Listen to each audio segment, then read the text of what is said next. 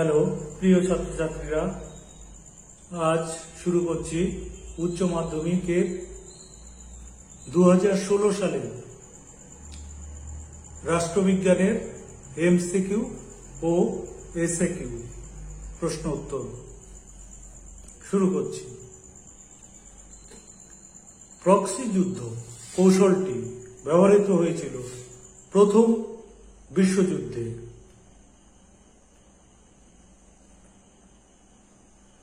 দ্বিতীয় প্রশ্ন, জোট নিরপেক্ষতা আন্দোলনের একটি অপরিহার্য নীতি হল হস্তক্ষেপ না করা।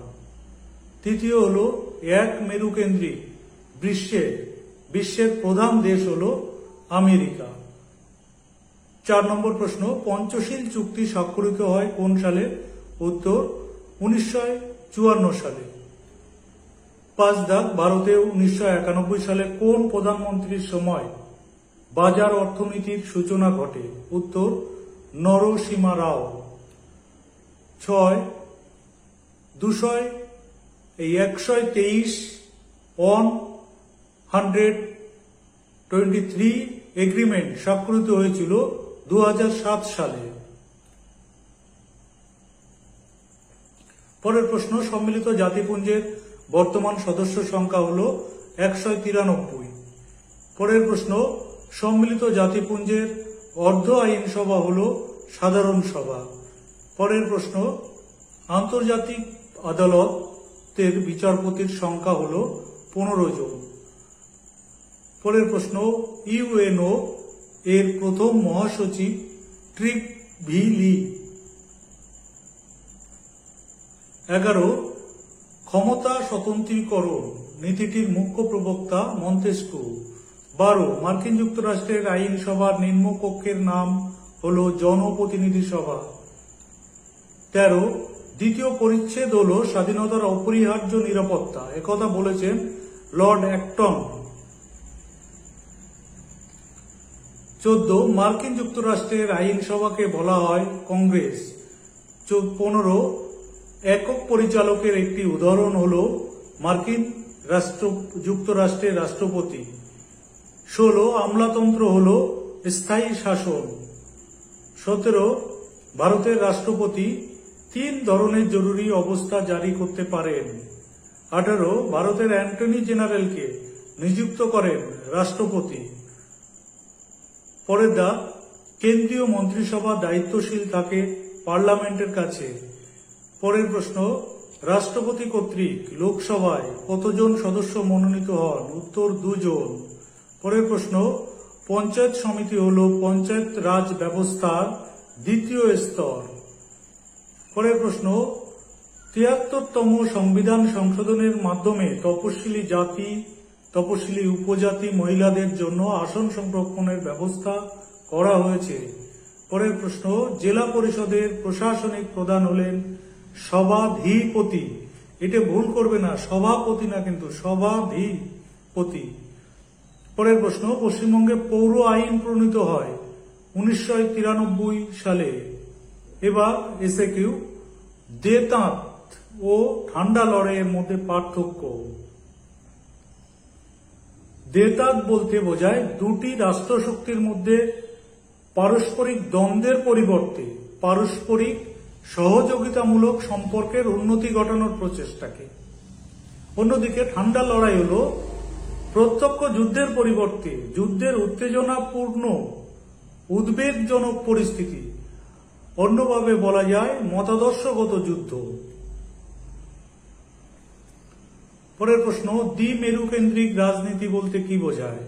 উত্তর দ্বিতীয় বিশ্বযুদ্ধের পরবর্তী বিশ্ব রাজনীতি মার্কিন যুক্তরাষ্ট্র ও সোভিয়েত ইউনিয়নের নেতৃত্বে দুটি মেরুতে ভাগ হয়ে গিয়েছিল। এই অবস্থাকেই দ্বিমেরু কেন্দ্রিক বিশ্ব রাজনীতি বলে।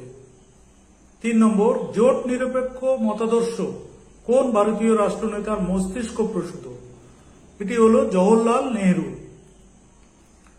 অথবা জোট নিরপেক্ষ আন্দোলনের প্রধান লক্ষ্য কি? উত্তর সাম্রাজ্যবাদ ও বর্ণবিদ্বেষবাদের বিরুদ্ধে ঐক্যবদ্ধ আন্দোলন ও পঞ্চশীল নীতি অনুসরণ। 4 দাগ, ভারতের বিদেশ নীতির প্রধান স্তম্ভ কি? উত্তর, ভারতীয় বিদেশ নীতির প্রথম ও প্রধান বৈশিষ্ট্য হল জোট নিরপেক্ষতা। 5 দাগ, একটি পঞ্চশীল নীতির উল্লেখ করো। উত্তর, একটি পঞ্চশীল নীতি হল অনাক্রমণ। অথবা পঞ্চশীল নীতি কে প্রথম ঘোষণা করেছিলেন? উত্তর, পঞ্চশীল নীতি প্রথম ঘোষণা করেছিলেন জওহরলাল নেহেরু। পরের দাগ, সিটিবিটি কি? উত্তর হবে কম্প্রেহেনসিভ টেস্ট ব্যান ট্রিটি, পারমাণবিক অস্ত্র পরীক্ষা নিষিদ্ধকরণের জন্য স্বাক্ষরিত চুক্তি। এটি 1996 সালে হয়েছিল। পরের প্রশ্ন, সম্মিলিত জাতিপুঞ্জের সনদে কতগুলি ধারা আছে? উত্তর, 111টি ধারা আছে। পরের প্রশ্ন, নিরাপত্তা পরিষদে কোন কোন দেশের ভেটো প্রয়োগের ক্ষমতা আছে? উত্তর, ব্রিটেন, ফ্রান্স, আমেরিকা, রাশিয়া ও চীন। খুব ভালো করে এটা মনে রাখবে, নিরাপত্তা পরিষদে যে 5টি দেশ ভেটো প্রয়োগের ক্ষমতা রাখে তারা ব্রিটেন, ফ্রান্স, আমেরিকা, রাশিয়া ও চীন। খুব ইম্পর্টেন্ট প্রশ্নটা। পরের প্রশ্ন, সম্মিলিত জাতিপুঞ্জের অর্থনৈতিক ও সামাজিক পরিষদের একটি কাজ উল্লেখ করো।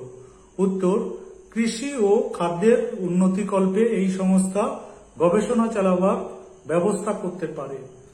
পরের প্রশ্ন, জাতিপুঞ্জের মহাসচিব কিভাবে নির্বাচিত হন? উত্তর, নিরাপত্তা পরিষদের স্থায়ী 5 জন সদস্য সহ অন্তত 9 জন সদস্যের সমর্থনে নির্ধারিত প্রার্থী নিরাপত্তা পরিষদের সুপারিশে সাধারণ সভায় উপস্থিত ও ভোটদানকারী সদস্যবর্গের সংখ্যাগরিষ্ঠতায় জাতিপুঞ্জের মহাসচিব নির্বাচিত হন। পরের প্রশ্ন, সম্মিলিত জাতিপুঞ্জের যৌথ নিরাপত্তা নীতি কি? উত্তর, সম্মিলিত জাতিপুঞ্জের সনদের প্রথম ধারায় বলা হয়েছে যে বিশ্বের শান্তি ও নিরাপত্তা রক্ষার জন্য প্রয়োজনে যৌথ নিরাপত্তা নীতি প্রয়োগ করা যাবে। যৌথ নিরাপত্তা ব্যবস্থার লক্ষ্য হল বৃহত্তর বিপর্যয় এড়াবার জন্য সম্ভাব্য আক্রমণকারীকে যৌথভাবে প্রতিরোধ করা। পরের দাগ, ইউনেস্কো কি?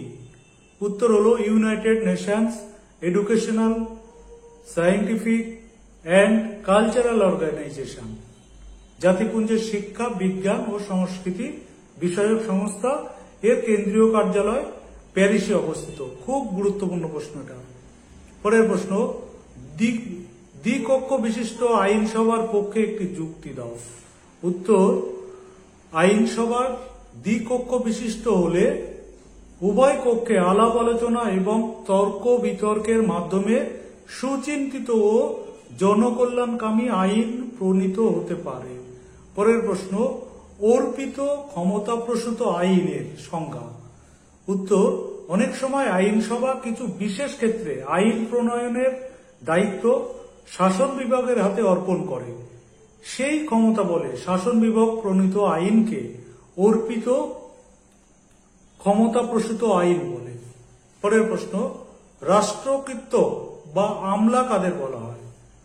উত্তর, রাষ্ট্রের প্রশাসনিক কার্যে স্থায়ীভাবে নিযুক্ত কর্মচারীরা হলেন শাসন বিভাগের অরাজনৈতিক অংশ। তারা রাষ্ট্রকৃতক নামে পরিচিত। সাধারণভাবে এদের আমলা বলা হয়।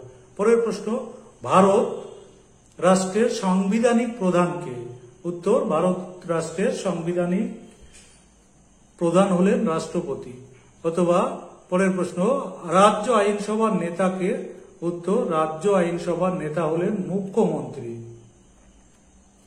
পরের প্রশ্ন, ভারতের অঙ্গরাজ্যের মুখ্যমন্ত্রীর একটি গুরুত্বপূর্ণ কাজ উল্লেখ করো। উত্তর, মুখ্যমন্ত্রীর একটি গুরুত্বপূর্ণ কাজ হল রাজ্য বিধানসভার নেতা বা নেত্রী হিসাবে বিধানসভার অধিবেশন আহ্বান করা, স্থগিত রাখা, প্রয়োজনে ভেঙে দেওয়া প্রভৃতি বিষয়ে রাজ্যপালকে পরামর্শ দেওয়া। পরের প্রশ্ন, গ্রাম পঞ্চায়েতের সভায় কে সভাপতিত্ব করেন? উত্তর, গ্রাম পঞ্চায়েতের সভায় সভাপতিত্ব করেন গ্রাম পঞ্চায়েতের প্রধান। পরের প্রশ্ন, পঞ্চায়েত ব্যবস্থায় মহিলাদের জন্য কত আসন সংরক্ষিত থাকে? উত্তর, মহিলাদের জন্য 50% আসন সংরক্ষিত থাকে। পরের প্রশ্ন, পশ্চিমবঙ্গের পৌরসভাগুলির আয়ের একটি উৎস উল্লেখ করো। উত্তর, সরকার কর্তৃক প্রদত্ত অর্থ সাহায্য। পরের প্রশ্ন, জেলা সংসদের প্রধান কাজ কি উল্লেখ করো। উত্তর, প্রতি বছর জেলা সংসদের অন্তত 2টি বৈঠক আহ্বান করে, সেখানে যাবতীয় হিসাব, বাজেট ও অডিট রিপোর্ট পেশ করতে হয়। নমস্কার, আজ এই পর্যন্ত।